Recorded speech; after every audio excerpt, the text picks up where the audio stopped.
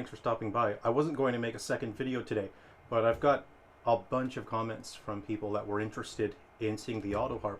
So I just came from playing at this neighborhood center for an old folks group, and I got heckled.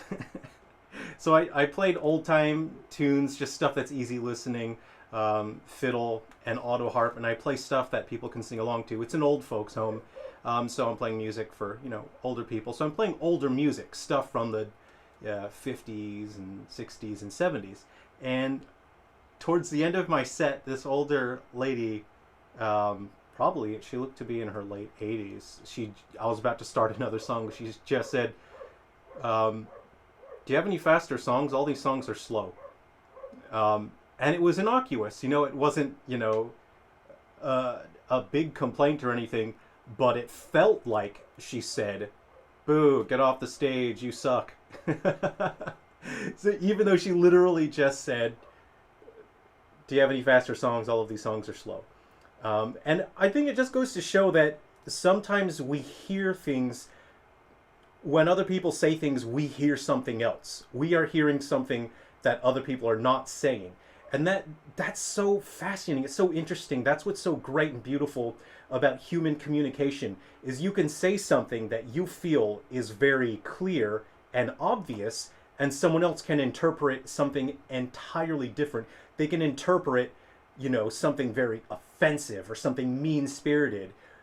People can interpret the exact opposite of what you're saying. And that tends to happen online a lot. And a part of that problem is because we're not looking at people face to face. And sometimes you might do a YouTube video and you might share something that you're just saying something that's innocuous, and then you will see that people interpret the exact opposite of what you're saying. And I think that's just so wonderful and beautiful. I know there are people out there that'll get angry about that, like, "Oh, so-and-so didn't understand what I was saying," and they get angry. Why get angry over it? I think it's very funny to misinterpret things. So this older lady, it felt like she was heckling me. It felt like she said, "You suck, you get off the stage." But really, she was just asking for some faster music. And so at that point, I just threw away my set list and I just picked faster songs. So I played, you know, John Denver's "Take Me Home Country Road," and I did "American Pie" from Don McLean, just so they can have something a bit more upbeat and faster to sing along to. And they really enjoyed it. So they had a great time there. So people were asking about this thing, and I will share this for you. Again, I wasn't going to make a second video. I need to get back to my game development, but people were really interested in this, so I'll share it now.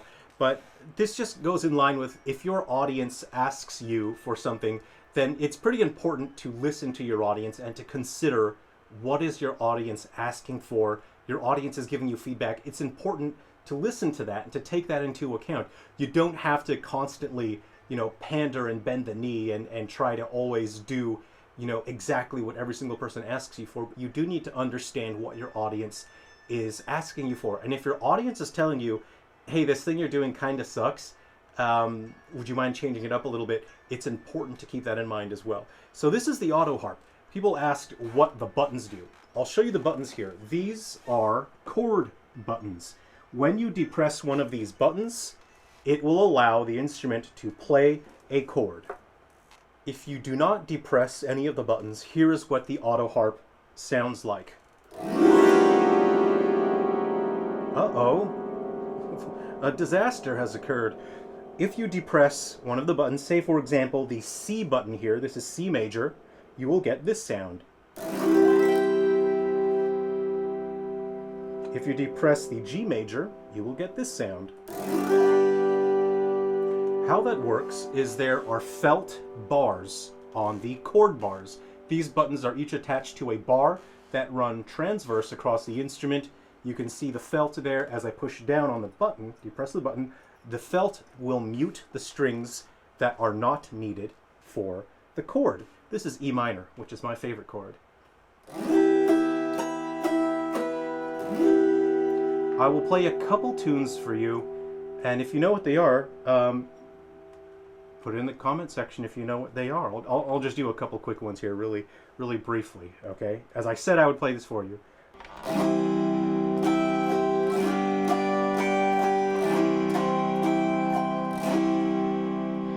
La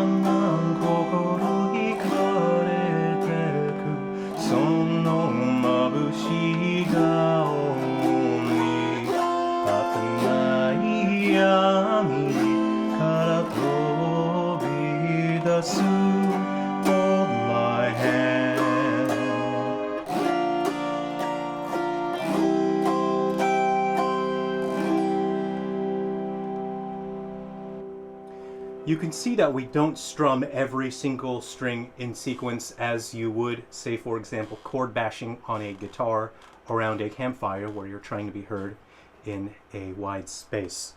We have our bass register, a middle register, and a higher register, and you pluck strings in register groups. I'm using 3 finger picks here. You'll find many Autoharp players will use metal strings. I personally prefer the plastic strings. These work best for acoustic environments because they allow me to strike the strings harder while getting a cleaner sound with less clattering. I'll do one more piece of music here and let's see if you can pick it out.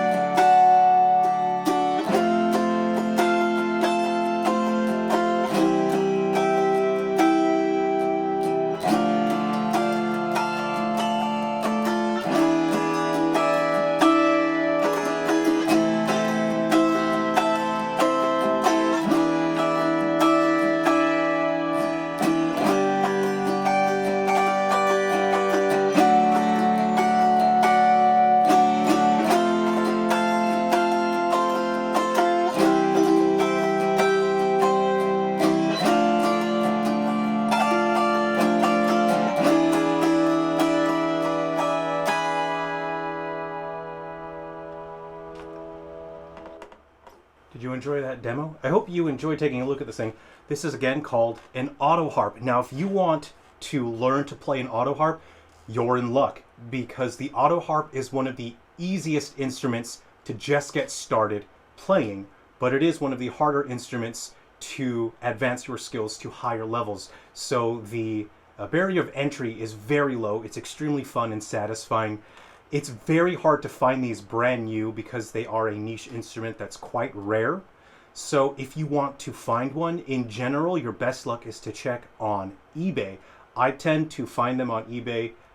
Sometimes when I travel around and I need an Autoharp somewhere, I'll buy an Autoharp wherever I'm going traveling, and then I can have one there, and then I can travel around with it and play music. I like hanging out at saloons and pubs and just playing songs that people can sing along to.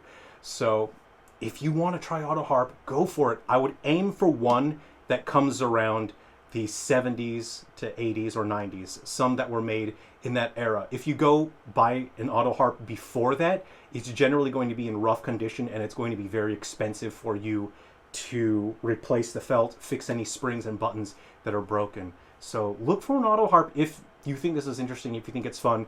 It's my favorite instrument to play. Okay, I'm not going to play anymore because I'm going to be honest, it's summer here, and in my studio, if I have my audio recording machine and my machine here where I'm doing video, if both of those on, my studio heats up like crazy. I have the studio lights going.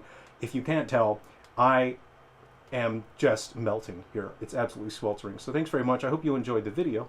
Take care, everyone. I need to go. I'm going to go hydrate. I'm going to have some fresh water. Okay, that's, what is that? 60 HP?